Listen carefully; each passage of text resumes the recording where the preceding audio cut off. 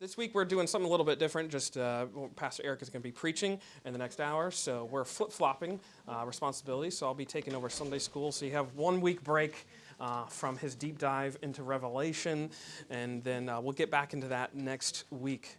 So this morning, actually, I want to invite you to turn to the book of Ruth, right after Judges. Several months ago, when I was teaching Sunday school, I did an overview of the book of Titus. And I just wanted to give you sort of a bird's eye view of what Paul was doing in that letter to Titus, that young disciple and preacher, as he was sent out to pastor a church in Crete. And so I want to do something similar today, which is just overview and give you sort of a bird's eye view of the book of Ruth. How can we understand the book of Ruth? Not just what it says, what it tells us, what the story is, but I want us to also I want us to also understand why do we have it? Why is it placed here, right after the book of Judges, right before the books of Kings? Why is it placed in this specific place in your Bibles? But also, why do we have it in the first place? Why do we have the book of Ruth? Some of those questions I hope to answer this morning as we just look at this 4-chapter book. It's a really interesting book. I think Ruth is one of the more curious books that you'll find, especially in the Old Testament, let alone the whole Bible. My pastor from Florida often would refer to the book of Ruth as the greatest love story ever told, and I think that's not a bad description. But the bare bones, of course, of the book of Ruth tells the story, the love story, if you will, of how Boaz and Ruth end up getting married. But just from a literature perspective, scholars everywhere will tell you that the book of Ruth is one of the most delightful pieces of literature in the Old Testament, just from a literary standpoint. It's a great piece of writing, just if you just focus on the way that it's written.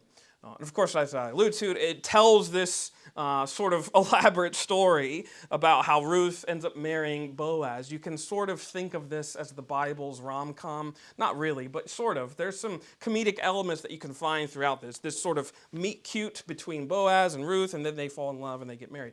You can sort of think about that. But of course, there's a lot more that's going to be happening underneath the surface of this story. There's a lot more that we can dive into. So I hope to dive into some of those things this morning. I think also one of the reasons why Ruth is so compelling is just the fact that it scarcely mentions the Lord at all. And in fact, verse 6 of chapter 1, you'll find that then she arose with her daughters, that's talking about Naomi, to return from the country of Moab, for she had heard in the fields of Moab that the Lord had visited his people and given them food. So there's a mention of the Lord, and if you jump over to chapter 4, verse 13, it says, "And the Lord gave her, Ruth, conception, and she bore a son." Those are really the only two instances where you'll find the author of Ruth sort of directly involving something that the Lord is doing, invoking the fact that here is something that the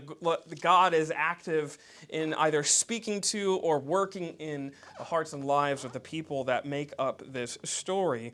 Otherwise, God, the presence of God, remains rather hidden throughout these 4 chapters. There's not going to be a lot of overt mentions. This is not like some other books of Kings or other books of history or other books or other sequences, like the sequence of Elijah or Elisha, where it's like, oh wow, this is very evident that God's moving here, all these supernatural miracles. But regardless, despite that hiddenness, I think what we're going to find is this, yes, ordinary story that actually has a lot of extraordinary meaning. It's a book that is surprisingly meaningful. And I think the ordinariness kind of is apt since it comes on the heels of the book of Judges. You'll note how it says in the very first verse, "in the days when the judges ruled." This directly is linking the book of Ruth to that time period. If you read all of 21 chapters of the book of Judges, which precedes this, you'll note how just tumultuous those times were. Of course, I've mentioned other places, but the time of the judges was when Israel was sort of, they were really divided, and they were very much separate in terms of clans. There wasn't very much a united kingdom. It wasn't a domain.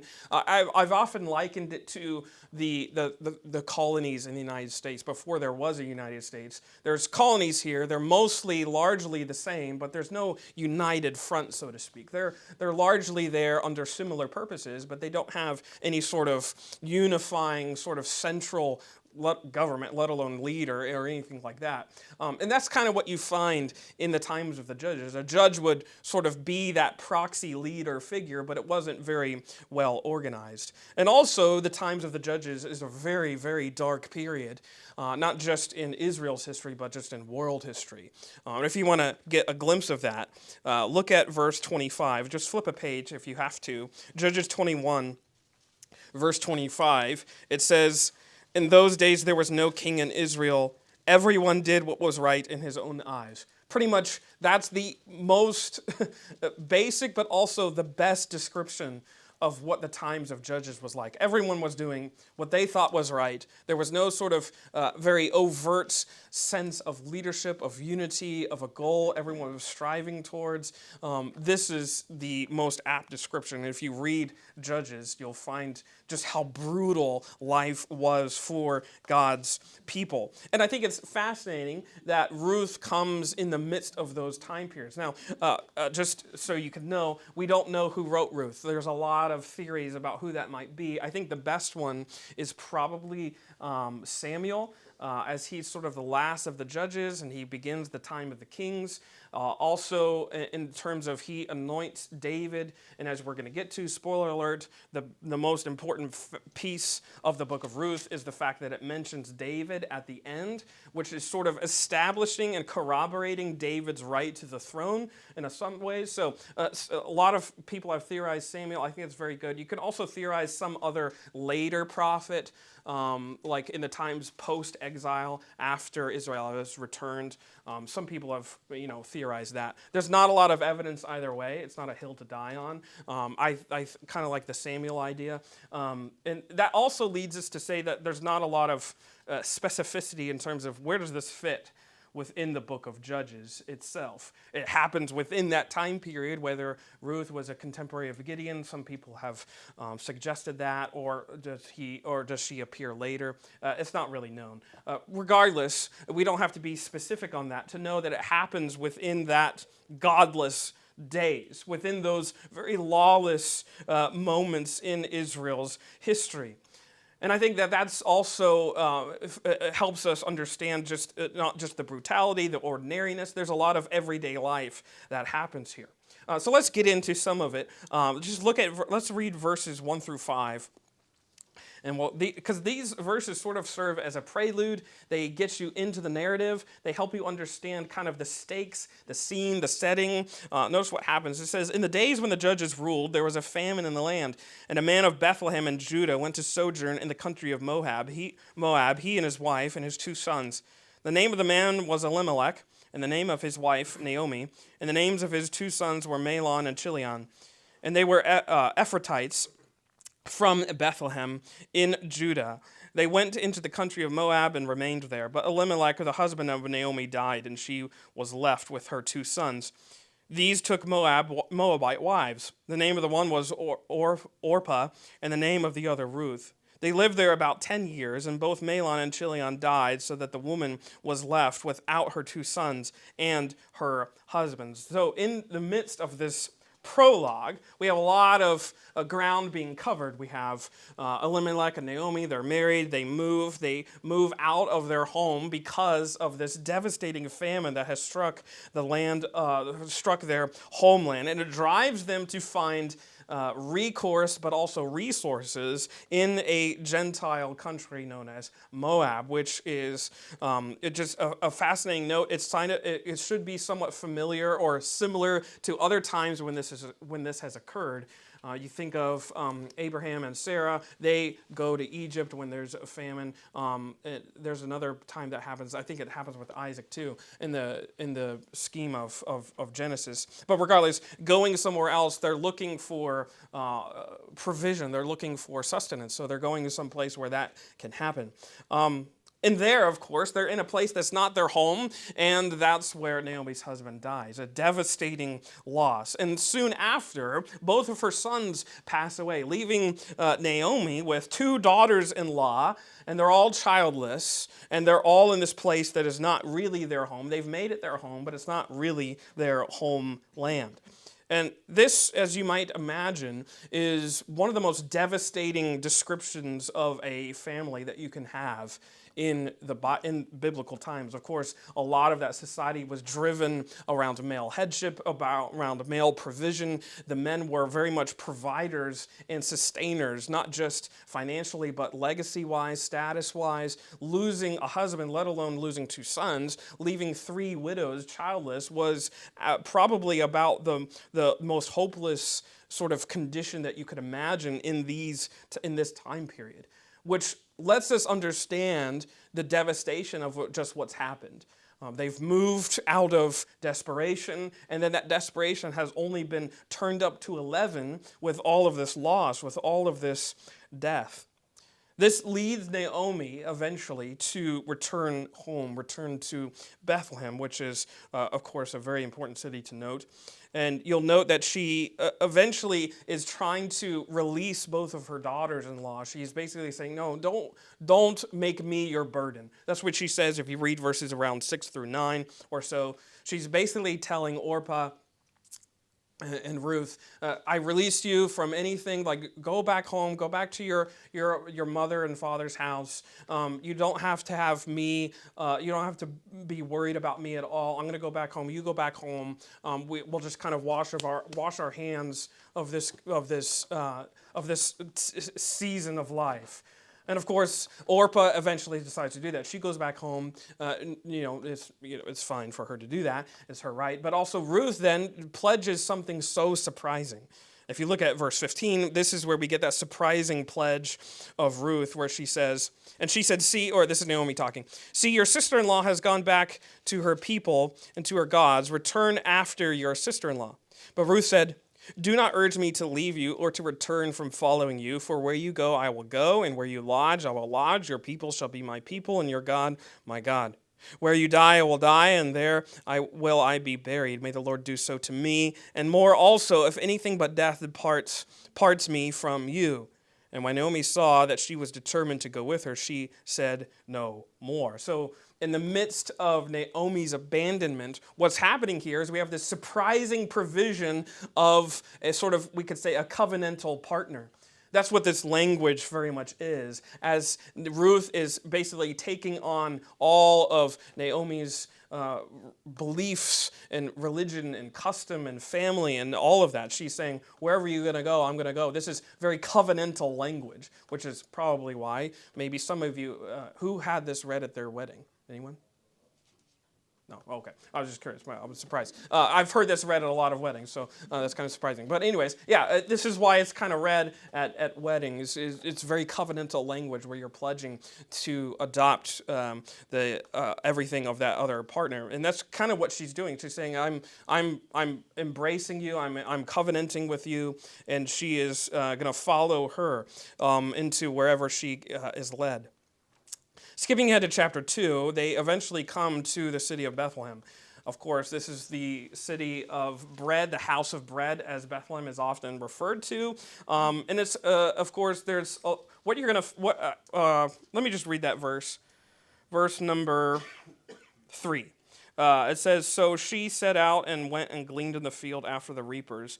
And that's Ruth talking there. It was talking about Ruth. She happened to come to the part of the field belonging to Boaz. That little phrase, she happened, is really fascinating. It's actually kind of thematic for the book of Ruth. There's going to be some things that occur over the next couple chapters, where things just kind of it reads like happenstance. It reads like things are happening kind of circumstantially. And of course, these are the notes where we who believe in the fact that God is not only divine, but He's sovereign, He's working things out, He's a providential God, we can understand that this is not just happenstance. It wasn't just by accident, by chance, by luck, that she happened to be gleaning in the field of Boaz, who we're going to find out. We know this, but Ruth doesn't, and Boaz doesn't know all the information either. They don't know all of the details, but Boaz happens to be a relative of Naomi's. Look at verse 1. It says, "Now Naomi had a relative of her husband's, a worthy man of the clan of Elimelech, whose name was Boaz. And Ruth the Moabite said to Naomi, 'Let me go to the field and glean among the ears of grain after him, in whose sight I shall find favor.' And she said, 'Go, my daughter.' So she set out and went and gleaned in the field after the reapers. And she happened to come to the part of the field belonging to Boaz, who was of the clan of Elimelech." So, of course, during this time period, those who owned fields like this, what would happen is they would have their reapers, their guys, who would go in and they would reap whatever is in the fields of harvest. But what was left behind, it was left for the gleaning, so to speak, which was left for some of the poor or needy folk to come back and scoop up. So they're basically gleaning and reaping the scraps that were left behind. That's what Ruth is doing here. And it's at this particular juncture where Boaz notices her. Look at verse 4. It says, "And behold, Boaz came from Bethlehem, and he said to the reapers, 'The Lord be with you.' And they answered, 'The Lord bless you.'" So they're greeting each other. And it says, "Then Boaz said to his young man who was in charge of the reapers, 'Whose young woman is this? Who does she belong to? Is this one of yours, or who is she?' And the servant who was in charge of the reapers answered, 'She is the young Moabite woman who came with Naomi from the country of Moab. She said, "Please let me glean and gather among the sheaves after the reapers." So she came, and she has continued from early morning until now, except for a short rest.'" He takes notice of her. She stands out from amongst the rest. And soon he learns her story. He hears all about the suffering that she has endured with her mother-in-law and all of the things that they have experienced. And this prompts Boaz to deal very kindly with her. The word here you'll find is deal favorably, that favor. It's that word that expresses grace or kindness, and it's especially used in a lot of places throughout the Old Testament to describe the favor, the kindness. The Hebrew word is hesed of God. It's this covenantal kindness and faithfulness that you'll find, which I think is very an apt description. Look at verse 8. It said, "Then Boaz said to Ruth, 'Now listen, my daughter, do not go and glean in another field or leave this one, but keep close to my young women. Let your eyes be on the field that they are reaping, and go after them. Have I not charged the young men not to touch you? And when you are thirsty, go to the vessels and drink what the young men have drawn.' Then she fell on her face, bowing to the ground, and said to him, 'Why have I found favor in your eyes, that you should take notice of me, since I am a foreigner?' But Boaz answered her, 'All that you have done for your mother-in-law since the death of your husband has been fully told to me, and how you left your father and mother in your native land and came to a people that you did not know before. The Lord repay you for what you have done, and a full reward be given you by the Lord, the God of Israel, under whose wings you have come to take refuge.' And then she said, 'I have found favor in your eyes, my Lord, for you have comforted me and spoken kindly to your servant, though I am not one of your servants.'" Again, that note of it just happened to work out this way. This note of surprise. This is a surprising thing that happens. It's a surprising covenantal confession that Ruth gives to Naomi. And here we have another surprising encounter with Boaz and Ruth. And Boaz's response is quite surprising in and of itself. And Ruth is caught off guard by it. I'm a foreigner. You don't owe me anything. And now you're basically sequestering your field to be the one in which I can glean from. And then take it even a step further, because Boaz's eyes, you can kind of suggest and hint at the fact that Boaz is smitten. He is taken up with Ruth. And look at verse 14, because what does he do? And at the mealtime, Boaz said to her, "Come here and eat some bread and dip your morsel in the wine." So she sat beside the reapers and passed to her roasted grain. She ate until she was satisfied, and she had some left over. So he's offering a place at his very own table for her to eat at. He is providing for her, saying, "Hey, eat up, eat till you're full." And then he even takes it even a step further, if you can imagine that, by actually sort of orchestrating additional grain for her to reap. So it's not just the leftovers. He's sort of setting aside some bundles and then kind of placing them out so she has more to reap from. Look at what it says in verse 15. When she arose to glean, Boaz instructed his young men, saying, let her glean even among the sheaves, and do not reproach her. And also put out some from the bundles for her to, and leave it for her to glean, and do not rebuke her. So he's making it so that she is provided for, along with her mother-in-law. He is taking all of these steps necessary so that she has everything that she needs, that she is cared for, she's provided for. Again, this is a man that, just in the practical sense, he's smitten, he's taken up by Ruth. He is definitely interested in her. And this leads to another scene. So look at verse 19 of chapter 2, because now suddenly Naomi, she learns about all that has happened. Verse 19, and her mother-in-law said to her, where did you glean today? And where have you worked? Blessed be the man who took notice of you. So she told her mother-in-law with whom she had worked and said, the man's name with whom I work today is Boaz. And Naomi said to her daughter-in-law, may he be blessed by the Lord, whose kindness has not forsaken the living or the dead. Naomi also said to her, the man is a close relative of ours, one of our redeemers. And Ruth the Moabite said, besides, he said to me, you shall keep close by my young men until they have finished all my harvest. And Naomi said to Ruth, her daughter-in-law, it is good that my daughter, that you go out with his young men, lest in another field you be assaulted. So she kept close to the young men of Boaz, gleaning until the end of the barley and wheat harvest, and she lived with her mother-in-law. So Naomi is ecstatic that, again, all of these happenstances have worked out, because she informs Ruth, guess what? This guy is one of our redeemers. Maybe if you have a King James, the word will be there, kinsman. This, of course, is alluding to this rite, this custom, this tradition that was active within those time periods, called the rite of the kinsman redeemer. Who knows what the kinsman redeemer means? Anyone have an idea or a guess? I know Matt does. He just recorded a couple of videos on Ruth. What do you think? It was the closest blood relative that had the right to make good of a bad situation. That's a the family member. Great way to put it, Ashley.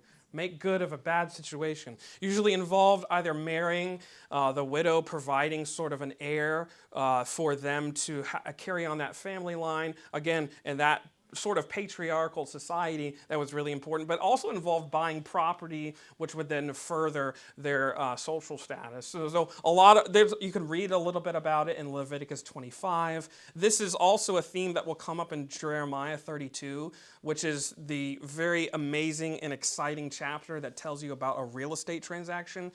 Very thrilling stuff. But actually it is, because Jeremiah is invoking sort of the kinsman redeemer right there, but not in terms of marriage, but in terms of property deals. This is also what Job is crying out for in Job 19, where he says, I want to see that my Redeemer lives. He's invoking that idea of, I want a kinsman redeemer to come after me, vindicate my line, my family, after all the devastation that he has seen. So that's what's happening here. So Naomi's like, hey, guess what? The guy that you happen to meet just so happens to be a kinsman redeemer for us. He can meet all of our needs. He can care for our brokenness. He can do all the things that a kinsman redeemer ought to do, marrying, buying property, so on and so forth. And so this is what encourages Naomi to encourage Ruth to go and basically make yourself known to him. Go and try and court him, essentially. So look at chapter 3, look at verse 1. Then Naomi, her mother-in-law, said to her, my daughter, should I not seek rest for you, that it may be well with you? Is not Boaz our relative, with whose young you were? See, he is winnowing barley tonight at the threshing floor. Wash therefore and anoint yourself and put on your cloak and go down to the threshing floor, but do not make yourself known to the man until he has finished eating and drinking. But when he lies down, observe the place where he lies, then go and uncover his feet and lie down, and he will tell you what to do. And she replied, all that you say I will do. Now, these are very odd instructions.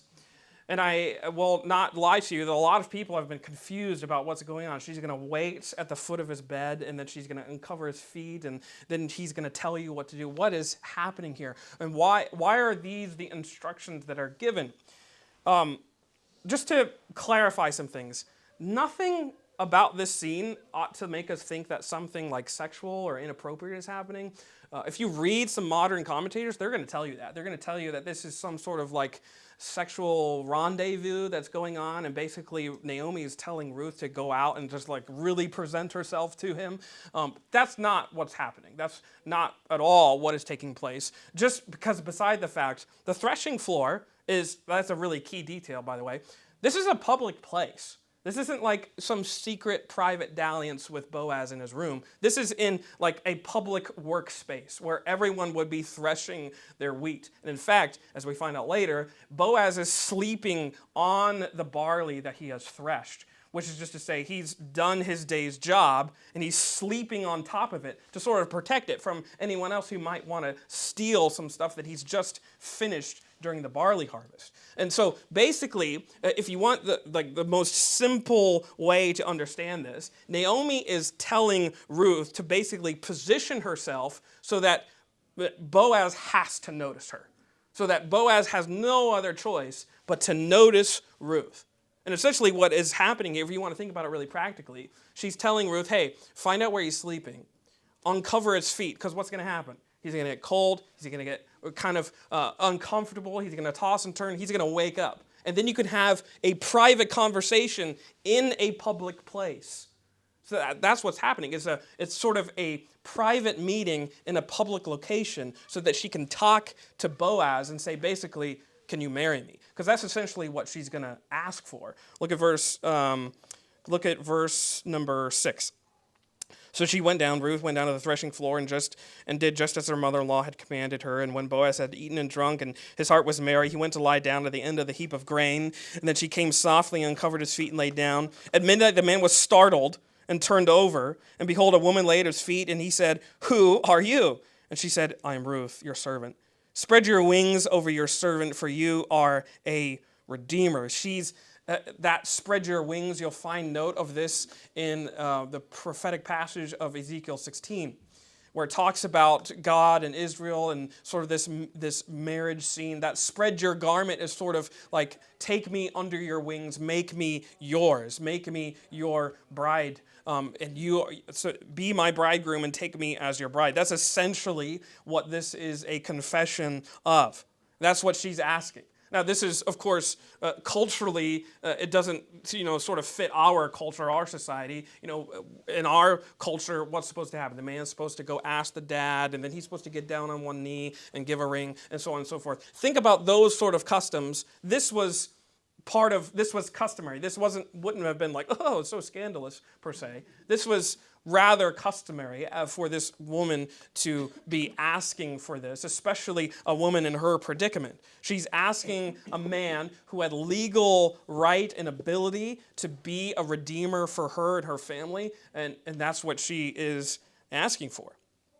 And to further sort of the chivalry of the scene, look at verse 10, look at what Boaz does, and he said, may you be blessed by the Lord. My daughter, you have made this last kindness greater than the first, in that you have not gone after young men, whether poor or rich. And now, my daughter, do not fear. I will do for you all that you ask, for all my fellow townsmen know that you are a worthy woman. So Ruth's reputation had preceded her. And now it is true that I am a redeemer. Yet there is a redeemer nearer than I.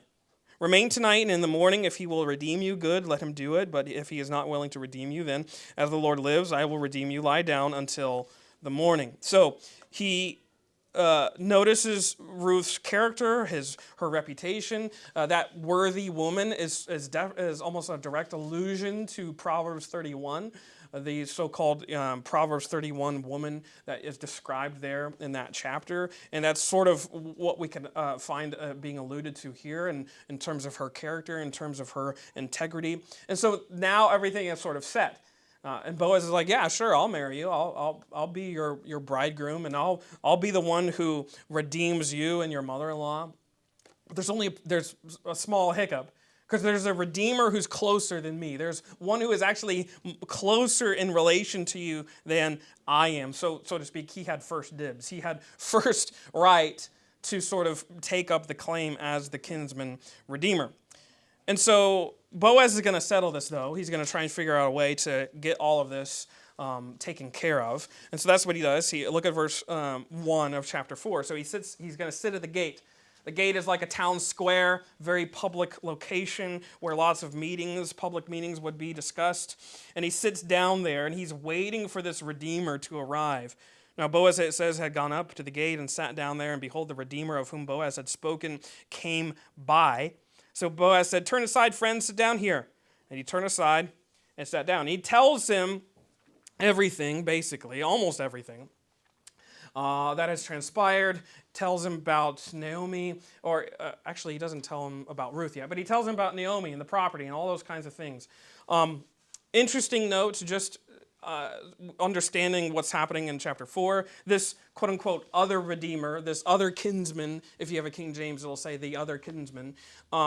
He's never named. He's never given a name. I think this is a subtle hint at the idea that this kinsman was rather absent. He hasn't really shown up. He hasn't really been there.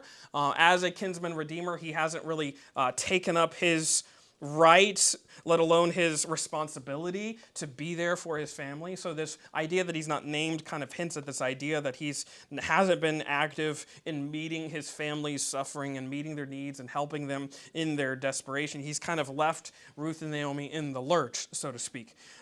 It also just so happens that this guy is coming into town, and then they have this meeting. And what does Boaz tell him? Look at verse 2. And he took the 10 men of the elders. Again, he's doing this very publicly, very formally. It's not just this private meeting between him and this other guy. He's taking all these elders with him of the city and said, "Sit down here." So they sat down, and then he said to the Redeemer, "Naomi, who has come back from the country of Moab, is selling the parcel of land that belonged to our relative Elimelech. So I thought I would tell you of it and say, buy it in the presence of those sitting here and in the presence of the elders of my people. If you will redeem it, redeem it. But if you will not, tell me, that I may know, for there is no one besides you to redeem it, and I come after you." And he, the other Redeemer, said, "I will redeem it." So he tells him, hey, there's this property that you can buy. You can be the kinsman redeemer for Naomi. It's the family of Elimelech. You can do that for them. And this other Redeemer agrees very quickly. It sounds like a really good investment deal. Real estate is really good investment. But interestingly enough, Boaz leaves out the sort of additional clause of this deal, which is, oh yeah, if you buy this, you got to marry this girl. Verse 5, then Boaz said, "The day you buy the field from the hand of Naomi, you also acquire Ruth, the Moabite, the widow of the dead, in order to perpetuate the name of the dead in his inheritance." And this doesn't sound so good to this other Redeemer. And then it says, then the Redeemer said, "I cannot redeem it for myself, lest I impair my own inheritance. Take my right of redemption yourself, for I cannot redeem it." So he bails, he bows out. He says, "I can't mess up this other inheritance that's coming to me, so I'm not gonna screw with that. You take her. You take Ruth. You take this property. You become the one." And so what happens over the next couple of verses is this very formal legal sort of proceeding where, and this is kind of the point, Boaz is doing this by the book, so to speak. He's not sort of fudging the numbers. He's not sort of making it happen. He's doing it formally, legally, in front of all these elders. He takes up the right to be the kinsman redeemer for Naomi, and with the transaction fully carried out, verse 13, it says, "So Boaz took Ruth, and she became his wife, and he went into her, and the Lord gave her conception, and she bore a son. Then the women said to Naomi, 'Blessed be the Lord who has not left you this day without a redeemer, that may his name be renowned in Israel. He shall be to you a restorer of life and a nourisher of your old age, for your daughter-in-law who loves you, who is more to you than 7 sons, has given birth to him.' Then Naomi took the child and laid him on her lap and became his nurse. And the women of the neighborhood gave him a name, saying, 'A son has been born to Naomi.' And they named him Obed. He was the father of Jesse, the father of David." And there ends the so-called tale as old as time.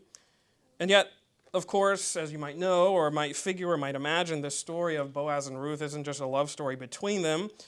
As we know, it's supposed to point us to Christ. And that's why we have this genealogy at the end. If you look at verse 18, "Now these are the generations of Perez. Perez fathered Hezron, and Hezron fathered Ram, and Ram fathered Amminadab, and Amminadab fathered Nahshon, and Nahshon fathered Salmon, and Salmon fathered Boaz. Boaz fathered Obed, Obed fathered Jesse, Jesse fathered David." And of course, to us, this is okay. But to Old Testament readers, especially, genealogies were so important. They grounded you in your surroundings, in your circumstances, and basically this is like a neon sign by the author, whoever the author of Ruth might have been, to say, don't miss this.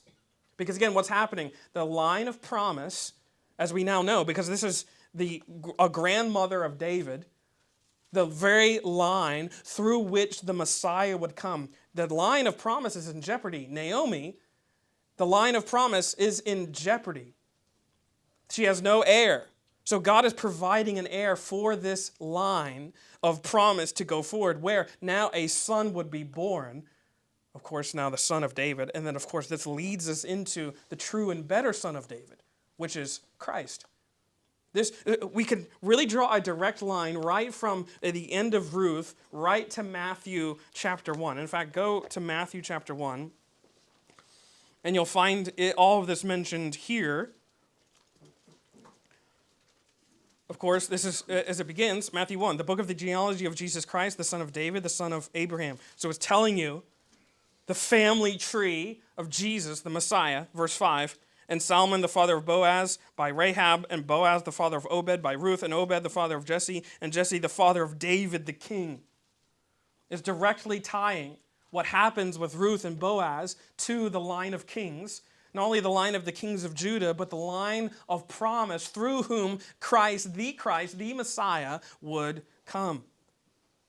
So here we have this quaint little story. Yes, the Bible's rom-com, but it's actually deeper than that, because it's telling us how God not only provides for sufferers. He's provided for Ruth. You can see that all throughout. A couple of ways that we can apply this. God is providing every step of the way. He's providing for a sufferer like Ruth, but he's also providing for his people when the line of promise seems to be in jeopardy, at risk of failing and breaking. And also it's this amazing fact that Ruth, this Moabitess widow, she's a Gentile. She's included into the line by which and through which would come the long-awaited Messiah. And essentially what she is sort of a token of, what she is sort of emblematic of, is what her great-great-great-great-grandson Jesus would do. Which is what? Well, Ephesians 2, where it talks about how Jesus Christ, by his blood, would make a way for all of those who are far off to be brought near. That they are being included within the covenant family of God. And of course, all of this is leading us to make the assertion that this theme of redemption, this activity of the kinsman redeemer in Boaz, is pointing us to the true and better kinsman redeemer. It's Christ. He's the one that this is sort of all of this is sort of alluding to, and what he would accomplish for us. We who are weak and weary and destitute, we who have endured such great and unimaginable loss. This is who Christ is for us. He does what Boaz does in a truer and better way for Ruth. That's what Jesus does for all of the sinners, us included. And he does it because, as it says in Ephesians 2:4, because of the great love with which he loved us. So, all of that to say, Ruth is a story that has God's fingerprints all over it. Even though it doesn't overtly mention God's activity, what we're seeing is that this sort of the ordinary ways by which God furthers his plans, his purposes, his promises for his people in ways that are surprising, in ways that are unexpected, but ways that always lead his people to confess, great is the Lord. That's a very brief, very bird's eye view of Ruth that we did in roughly 30 minutes. So I'm sure there's a lot of questions. Does anyone have any questions for me this morning? Or is there anything that you want clarification on? Or is there anything that maybe surprised you? Anything that just comes to mind this morning as we briefly surveyed Ruth? Yes, Beard. Well, I'm always curious in that scene where Boaz is talking to the kinsman redeemer. Yeah. Where it says, after this, they took off his sandal and gave it to him. Yeah, the sandal exchange.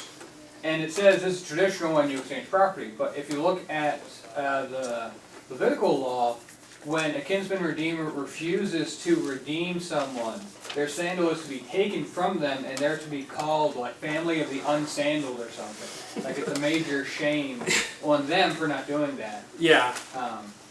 I'm just curious because people go different ways and sort of gloss over that. So I'm really curious your thoughts on that. I think what my initial thought would be is that Boaz is being somewhat generous to this guy, understanding maybe his predicament and plight, so maybe not going quote unquote to the letter of the law, but abiding by the spirit of the law instead.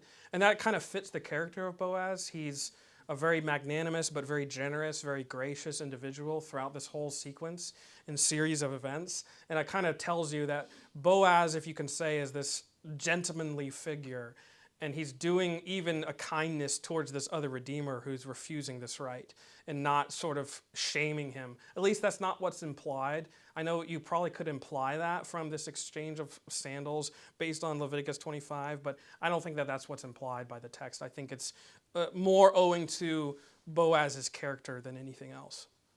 Eric?